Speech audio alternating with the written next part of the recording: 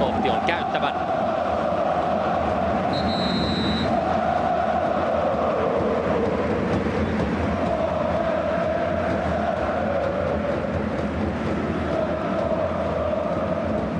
Lindström Huntelaar, kaksitaistelu menossa.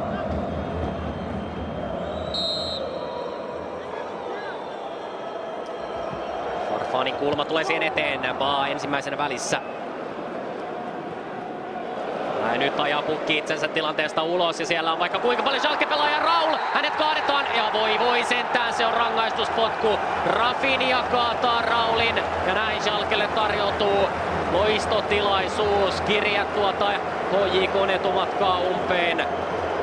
Raul on unohtunut sinne, tässä vielä tuo tilanne.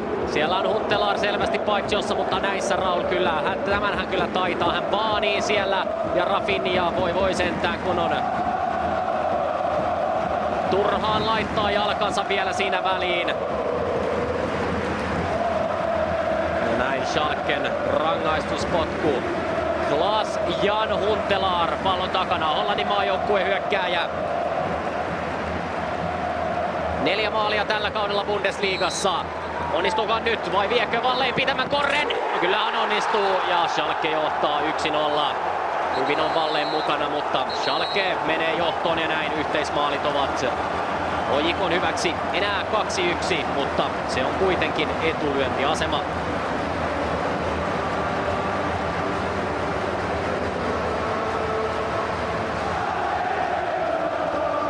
Valleen saa vielä näppejä väliin, mutta ei auta.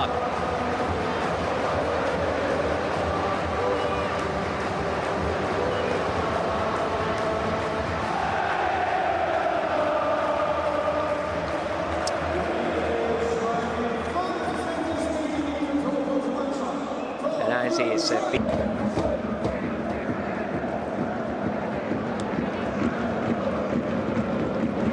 Huntelaar on yksin Lindströmiä vastaan. Lindström liukuu, Huntelaar pääsee vielä etenemään ja laukoo maalin. 2-1 laukoo kyllä komean maalin, sille ei voi yhtään mitään. 1 vastaan 1 tilanne ja Lindström tekee oman ratkaisunsa, hän yrittää liukua eteen. Mutta Huntelaar lukee tuon hyvin ja laukoo komeasti maalin kattoon. Tässä Raul tarjoilee loistavan syötön.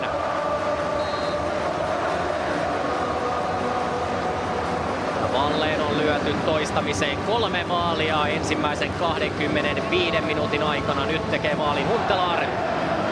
Jälleen kerran voi kai sanoa 2 maalia hollantilaiselle tässä ottelussa. Mutta Huntelaar, Höger, Farfan ja täältä tosiaan, kuten studiomiehitys sanoi, nämä vaarallisimmat paikat ovat tulleet. Farfan jälleen menossa sieltä kansikkaan ohi ja se on rangaistuspotku. Kyllä mielestäni ensimmäinen rike tapahtui rangaistusalueen ulkopuolella, mutta kyproslaiserotuomari ei tästä hätkähdä. Kansikas repii jälleen kerran perulaispelaajan siellä kumoon. Katsotaan nyt. Eikä se pitäisi nyt mennä niin, että ei jos ensimmäinen rike, joka tulee tuossa, tuo repiminen on ulkopuolella. No, toki tätä katsotaan nyt sinisin silmin.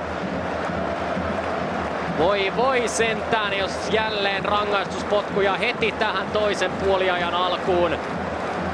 Ei auta mitään. Huntelaar saa mahdollisuuden viimeistellä hattutemppunsa tässä ottelussa. Ja sinne menee samaan kulmaan. Tilanne on 3-1. Yhteismaalit tasan 3-3.